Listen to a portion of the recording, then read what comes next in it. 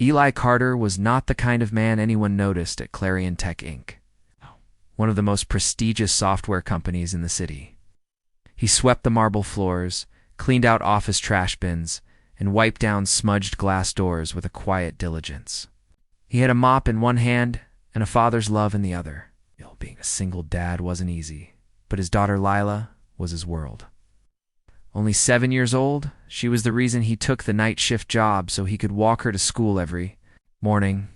He was invisible to the men in suits, to the executives with shiny watches and louder voices, but Eli was always watching, always listening. And one night, what he found inside the executive lounge would change everything. It started like any other shift. Eli clocked in at 11 p.m. The offices were hushed. The hum of the vending machines and the occasional squeak of his cartwheels were the only sounds. But that night, as he emptied a trash can in conference room B, he noticed something peculiar. Tucked behind the potted plant in the corner, an object he'd never seen before. A tiny red light blinked softly. His heart skipped. It wasn't company equipment. It wasn't part of the cleaning tools. It was a camera. A tiny, almost invisible spy cam. Eli stared at it, then slowly looked around. The room was often used for high-level meetings. It had hosted private investor pitches, internal project reviews, even sensitive disciplinary hearings. Who planted the camera, and worse, who was watching? Eli took out his old cracked phone and snapped a photo. He didn't touch the device, just noted the angle. Then he did something bold. He walked straight up to the security office on the 12th floor. "I think someone's spying in the building," he said. They barely looked up. "Just log it in the report book," they muttered. But Eli didn't log it and forget it. He went further. The next day he asked for a meeting with HR. They didn't have time. Then he tried emailing the head of IT. No reply. So he did what most would never dare. He walked into the executive wing during lunch hours and asked to speak with Mr. Raymond Steele, the CEO himself. Now, Raymond Steele was a man of power, rich, smart, and smug. His office overlooked the skyline. His suits were tailor-made. He didn't like to be interrupted, especially not by a janitor. But Eli was persistent. The receptionist eventually buzzed him in. 5 minutes, she warned. Raymond didn't even look up from his screen when Eli entered. "Make it quick," he said. "There's a hidden camera in one of your meeting rooms," Eli said calmly. "It's not company installed, I believe. Someone is spying on internal meetings." So that got his attention. For half a second, then came the chuckle. It started soft, then grew. "You're telling me you, a janitor, discovered a spy camera that our 20-person security team didn't catch?" Raymond leaned back. "What's next? You think someone's hacking our boardroom with a coat hanger?" Eli stood his ground. "I'm not trying to insult anyone. I'm telling you what I found. This could be serious. It could compromise investor confidence, client trust." Raymond cut him off with a wave of the hand. "You watch too many movies, Mr. Carter? Eli Carter?" "Well, Mr. Carter," Raymond said with a smirk, "I suggest you focus on mopping floors and leave cybersecurity. Two professionals." The humiliation burned in Eli's chest. He left the office with clenched fists and tighter resolve. But Raymond had made one mistake. He had underestimated a father with a cause. That night, Eli went back to the meeting room. The camera was gone. Someone had taken it. But he had the photo. He had a plan. He spent his off hours researching the model. He found that it was a discreet, wireless live streaming camera that could be accessed remotely. It wasn't cheap either. Only someone with insider access could have planted it without detection. He compiled everything into a document: times, patterns, even floor maps. He sent it to local news outlets, but there was no response, so he went to the one person in the company who always treated him like a human being, Amelia Tran. A junior developer he had once helped when she dropped her laptop, she remembered. His kindness, when he showed her the photos and his theory, she didn't laugh, she listened. Together they started digging, and what they found was shocking. Multiple cameras, not just one. Hidden in the finance department, the executive gym, even in the women's restroom. Some had been transmitting to a private IP address offsite. Someone was not just spying, but collecting sensitive information, possibly even blackmail material. Amelia was scared. "We could get fired for this," she whispered. "I'd rather be fired than stay quiet," Eli replied. But before they could report it, Amelia's access was revoked. Her badge didn't work the next morning. She was suspended under vague charges of inappropriate use of internal resources. Someone was covering their tracks. Eli was furious but not shocked. He now knew that whatever was happening went all the way to the top. And so he did the unthinkable. He went public. He posted an anonymous expose on a whistleblower site, complete with metadata from the camera photo, timestamps from the building logs, and a full timeline. He exposed the surveillance ring. Within 48 hours, the post went viral. Reporters began calling. Investors began asking questions. Clariontech's board was caught off guard. They launched an internal audit, and as the pressure mounted, the CEO's smirk vanished. But that was just the beginning. Chaos. That's what followed in the days after the whistleblower post went viral. Clariontech's pristine image, once polished like the floors Eli cleaned every night, began to crack under public scrutiny. Shareholders panicked. Clients began to pull sensitive data off Clariontech servers. Local news stations camped outside the headquarters, bombarding staff with questions. Did you know you were being watched? Is the CEO being investigated? But inside the building, a colder storm brewed.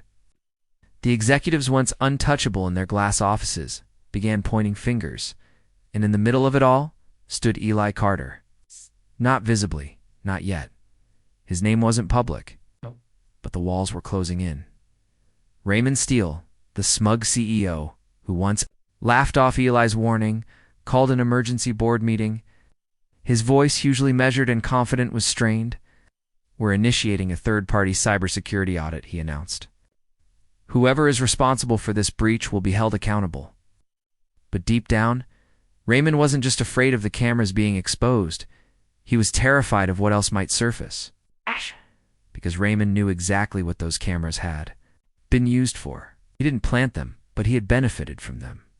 Months ago, a quiet consultant had offered him access to real-time surveillance in key company areas. "It's just for internal accountability," the consultant had said. But Raymond had used the feeds to spy on private conversations, competitor proposals, even to get leverage in employee disputes. He thought he was untouchable, till now. Meanwhile, Eli was being hunted from the inside. It flagged unusual data. Behavior from Amelia's terminal the night before she was suspended. A trace led them to an access ID linked to a cleaning contractor. Eli's name surfaced. HR called him in for questioning. "Mr. Carter, can you explain why you were accessing internal floor plans and camera feeds?" He stayed calm. "I wasn't accessing anything illegal. I was trying to report a security threat. You ignored it." But HR wasn't listening. They weren't seeking truth. They were seeking a scapegoat. By the end of the week, Eli was placed on administrative leave pending investigation. His badge was deactivated. He wasn't even allowed to collect his mop, but Eli was ready. From the moment he saw the first camera, he had been documenting everything, every interaction, every ignored email, every denied report. He'd also backed up Amelia's findings on a secure drive stored off-site. When they cut him out, he didn't panic. He released Phase 2. This time, he wasn't anonymous. He appeared on a local podcast. Nervous but steady, Eli shared his story. The moment he mentioned the executive lounge and the hidden cameras, the interview went viral again. It's only now people had a face to attach to the truth. The image of a humble, widowed janitor risking everything to expose corporate corruption caught fire. Social media dubbed him the watchdog janitor. Journalists from across the country called. Whistleblower rights organizations offered him legal help. More employees, emboldened by his bravery, came forward with stories of being watched, manipulated, harassed. Former marketing director revealed that she'd been blackmailed with footage from the hidden gym cameras after threatening to report financial discrepancies. An intern said she found a similar device near the break room and was told to keep quiet if she valued her job. The narrative shifted. Eli wasn't just a janitor anymore. He was the spark of a revolution under pressure. Clariontech's board commissioned an independent investigation led by retired federal cybersecurity experts.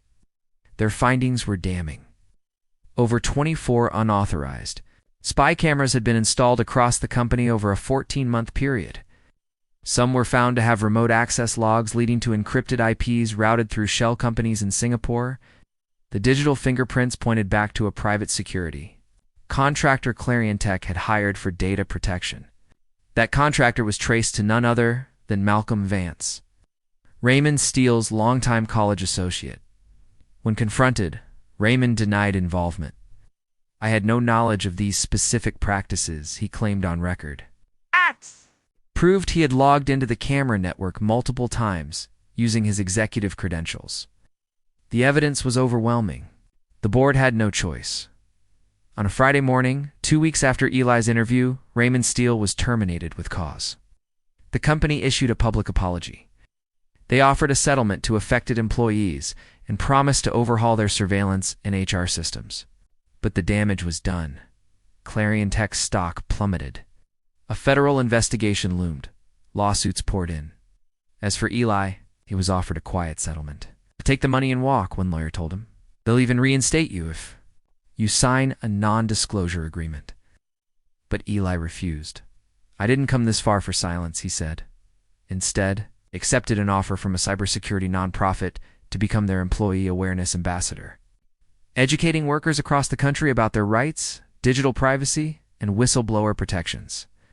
He began touring schools, offices, and conferences. He spoke about courage, truth, and the power of speaking up even when everyone overlooks, and Lila, his daughter, watched every step. She once asked him, "Dad, are you famous now?" He smiled, "Maybe. But more important than being famous, is being right." They moved out of their small apartment, not into a mansion, but a home with a yard where Lila could play safely. A life with dignity, not luxury, but peace. Amelia, the developer who stood by him, returned to tech with her name cleared. She co-founded a startup focused on ethical workplace surveillance detection tools. She and Eli remained close allies, their bond forged in fire. The janitor had become the symbol of resistance, the man who mopped floors by night and protected truth by day. Clarion Tech would recover someday, but it would never be the same. And every employee who walked through its glass doors would remember the story of the man who warned them all, was laughed at, and then shook the very pillars of power.